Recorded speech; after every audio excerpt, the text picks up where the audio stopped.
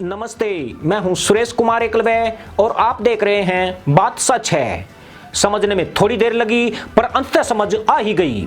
चीन ने हुमला जिले की नेपाली जमीन पर इमारतें खड़ी की तो नेपाली जनता को आभास हो गया कि पीएम ओली उनकी खोली चीन को दे चुके हैं और अब वे अपनी ही जमीन पर रिफ्यूजी बन रहे हैं। यह खबर सबसे पहले अंतर्राष्ट्रीय मीडिया में फैली, उसके बाद नेपाली जनता को इसकी भनक लगी। ओली सरकार ने चीनी घुसपैठ को छुपाने की बहुत कोशिश की, लेकिन यह बात अधिक देर तक नहीं छुपी रह सकी। चीन की इस हरकत से नेपाल में जनता का गुस्सा उबल गया है। घटना के 3 दिन बाद आज नेपाल में चीन का जबरदस्त विरोध देखने को मिला है। प्रदर्शनकारियों ने बैनर के साथ चीन वापस जाओ और चीन पीछे हटो के नारे लगाए हैं। मजे की बात यह है कि प्रदर्शनकारियों के पोस्टर पर नेपाल में हो रहे चीनी निर्माण की तस्वीरें भी छपी थी। काठमांडू में हुए चीन विरोधी प्रदर्शन में कई महत्वपूर्ण रूट तक जाम हो गए। केवल इतना ही नहीं, देश के अन्य हिस्सों में भी चीन के विरुद्ध प्रदर्शन शुरू हो गए हैं और लोग नेपाल में चीन की एंट्री के खिलाफ आवाज बुलंद कर रहे हैं। नेपाली मीडिया रिपोर्ट्स की माने तो चीन ने हुमला जिले में 11 इमारतों का निर्माण किया है, जिसमें एक बॉर्डर पिलर भी नहीं है। इनमें से एक इमारत में चीनी फौज के जवान रह रहे हैं, बाकी की इमारतें पूरी तरह से खाली पड़ी है। चीन का दावा है कि जिन क्षेत्रों में इमारतें बन रही हैं वे चीनी क्षेत्र में आते हैं। इस घटना पर हमने भी हिंदुस्तान न्यूज एंड टिप्स पर सोमवार को एक विश्लेषण प्रसारित किया था। हालांकि उस वक्त चीन द्वारा 9 इमारतें बनाने की खबरें आई थी, पर नेपाली मीडिया ने साफ कर दिया है कि चीन ने नेपाली जमीन पर 11 भवन तैयार किए हैं। आइए देखते हैं वह विश्लेषण जिस पर कई मित्रों ने इसकी सत्यता को लेकर सवाल उठाए थे। भारत में सामान्य ज्ञान की किताबों में पढ़ाया जाता था कि नेपाल दुनिया का ऐसा मुल्क है जो कभी गुलाम नहीं हुआ, पर अब लगता यूं है कि इन किताबों से यह प्रश्न हटाने का वक्त आ गया है। नेपाल आने वाले वक्त में चीन का गुलाम देश नजर आएगा। प्रधानमंत्री केपी शर्मा ओली ने अपनी निजी महत्वाकांक्षा के चलते इस हिमालयी राष्ट्र को बड़ी मुश्किल में डाल दिया है। उनकी गलत नीतियों की वजह से दुनिया के सबसे बड़े ठग ने यहां पर अपनी कुंडली जमा दी है। न सिर्फ कुंडली जमाई बल्कि अब उसकी तरफ फुफकार भी रहा है। 2010 से पहले पाकिस्तान में भी चीन ने इसी तरह अपना प्रभाव बढ़ाया था। उसने मुल्ला कौम को बड़े बड़े ख्वाब दिखाए और इस ख्वाबों को तहमंद में लपेटकर मदरसा पैदाइश हवाई किले बनाने में जुट गई। पर आज हालत ऐसी है कि पाकिस्तान के एक मुल्ला पर 1,47,000 रुपए का कर्ज चढ़ गया है और पाकिस्तान का रुपया $168 के करीब पहुंच गया है, जबकि 2010 से पूर्व यह भारतीय रुपए के बराबर हुआ करता था। 1989 के दशक में तो पाकिस्तान के रुपए की वैल्यू भारतीय रुपए से भी कहीं ज्यादा थी।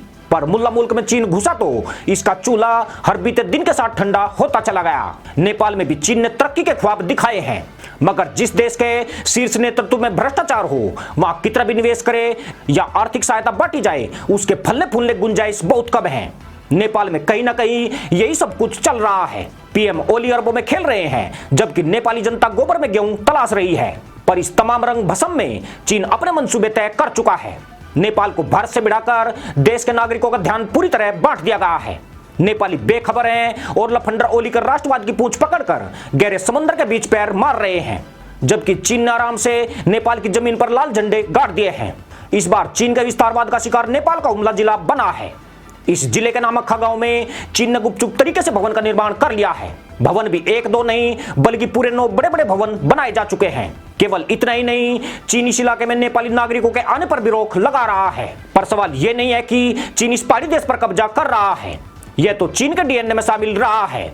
वह जिस देश से रिश्ते बनाता है उसकी दृष्टि वहां की जमीन पर ही होती है। पाकिस्तान, जिबूती, श्रीलंका, लाओस जैसे कई देश है जहां चीन विकास करने गया था मगर अंडरवियर तक उतार कर ले आया। मुल्ला मुल्क पाकिस्तान की तो बहु बेटी भी नहीं छोड़ी है। चीन के चकला घरों में आज उनकी सरेआम बोलियां लग रही है। पर नेपाल के साथ तो पाकिस्तान से भी कहीं अधिक बुरा होने वाला है। यहां पर चीन ने बहुत सोच समझकर कदम रखे हैं। चीन जानता है कि नेपाल जैसे छोटे देशों को दुनिया के विकसित देश को अहमियत नहीं देते हैं। कम आबादी, अशिक्षा और गरीबी के चलते यह देश बहुराष्ट्रीय कंपनियों के लिए भी बड़ा बाजार नहीं होते हैं। शक्तिशाली देश ऐसे देशों को थोड़ी बहुत अहमियत उस हालत में देते हैं अगर वह सामरिक दृष्टि से उनके देशों को पूरा करते हैं। नेपाल में इनमें से एक भी खूबी नहीं है। यह हिमालयी राष्ट्र न बड़ा बाजार है और न ही रणनीतिक तौर पर कोई खास स्थान रखता है। ऐसे में चीन द्वारा यहाँ पर अपनी साजिशों को फलीभूत करना बहुत आसान है। चीन इस देश में खुलकर खेल सकता है, या यूं कहे कि वह पूरी तरीके से खेल रहा है। साल 2006 से पहले तक नेपाल की आंतरिक राजनीति में भारत का बड़ा प्रभाव हुआ करता था। केवल इतना ही नहीं, नेपाल की विदेश नीति भी भारत के हिसाब से चलती थी। चीन इससे भली भांति परिचित था, इसलिए चीन ने सबसे पहले उस कांटे को बाहर निकाला जो भविष्य में उसके मिशन में रुकावट बन सकता था, क्योंकि भारत के प्रभाव के चलते नेपाल की तरफ आंख उठाने की हिम्मत किसी देश में नहीं हुई। भारत अघोषित रूप में नेपाल की न केवल सुरक्षा कर रहा था, बल्कि इस देश की हर मुश्किल में दिल खोलकर मदद भी कर रहा था। बड़ी बात यह है कि नेपाल की मदद करने की एवज में भारत को फायदा कम नुकसान ज्यादा हुआ है, मगर रोटी बेटी के रिश्ते के तहत भारत ने कभी इसकी परवाह नहीं की। इससे भी खास बात जो हर किसी को हैरान करती है वह यही है कि भारत ने नेपाल पर कब्जे की कभी कोशिश नहीं की। अगर भारत की बजाय नेपाल के पड़ोसी चीन या पाकिस्तान इस हैसियत में होते तो यह देश सामान्य ज्ञान के पृष्ठ वाली लाइन बहुत पहले गंवा चुका होता, मगर बावजूद इसके नेपाल ने भारत के मदद के बदले विश्वासघात किया है। पर अब यह बीते दिनों की बात हो चुकी है। नेपाल भारत के संबंध इतिहास के निचले स्तर पर हैं और चीन का वर्चस्व यहाँ पर हर बीते दिन के साथ मजबूत हो रहा है। चीन द्वारा हुमला जिले के नामक्खा गांव की जमीन पर कब्जा पहली घटना नहीं है। 2 महीने पहले ही चीन ने नेपाल के गोरखा जिले के रुई गांव को अपने में मिला लिया था। इस बार वह नेपाल की 2 किलोमीटर भीतर तक की जमीन अपनी बना चुका है। खास बात यह है कि चीन का विरोध करने की क्षमता भी नेपाल में नहीं बची है।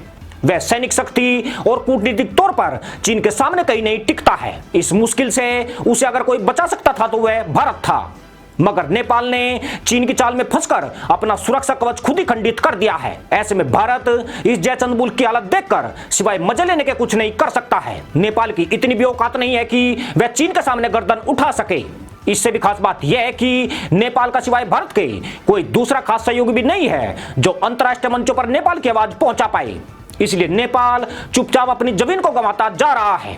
चुपचाप इसलिए कि नेपाल कम्युनिस्ट पार्टी कतई नहीं चाहती है कि चाइनीज कम्युनिस्ट पार्टी का एजेंडा जग जाहिर हो। चीन के अतिक्रमण की गतिविधियां नेपाल बॉर्डर के 7 से ज्यादा जिलों में जारी है। चीन इन जिलों में तेजी से अपने कदम बढ़ा रहा है और नेपाली बाउंड्री को पीछे की ओर धकेला जा रहा है। नेपाल के जो जिले चीन की विस्तारवादी गतिविधियों का शिकार हुए हैं उनमें गोरखा, धारचूला, हुमला, सिंधुपाल चौक, शंखुआ, सबा और रसुआ के नाम हैं। चीन ने डोलखा में नेपाल की बाउंड्री को 1500 मीटर अंदर तक धकेल दिया है। कोरलांग में भी कमोबश यही हाल है। धोरचूला जिले के जीव गांव के एक हिस्से को चीन ने कब्जा लिया है।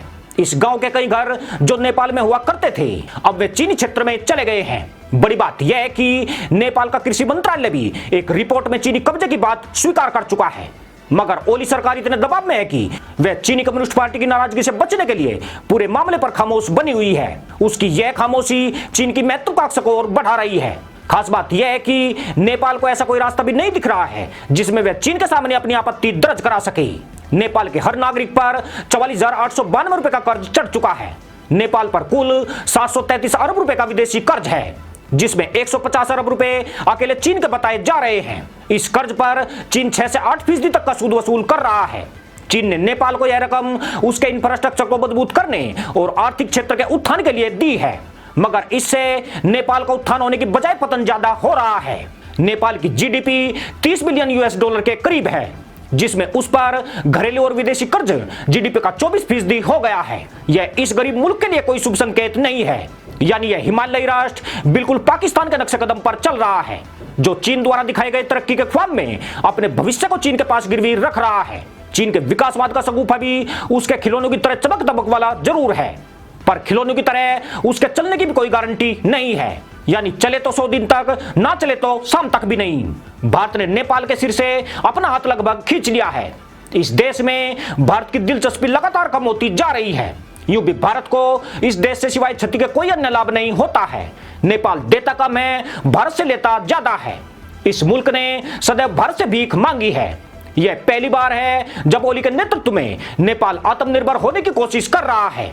इसके लिए उसने चीन के पैर पकड़े हैं, पर नेपाल यह भी भूल रहा है कि चीन को दुनिया में ड्रैगन भी कहा जाता है, जिसके मुख से सदैव भस्म करने वाली आग निकलती है। नेपाल उसके और नजदीक पहुंचा तो इस पहाड़ी देश को भस्म होने से कोई नहीं रोक पाएगा।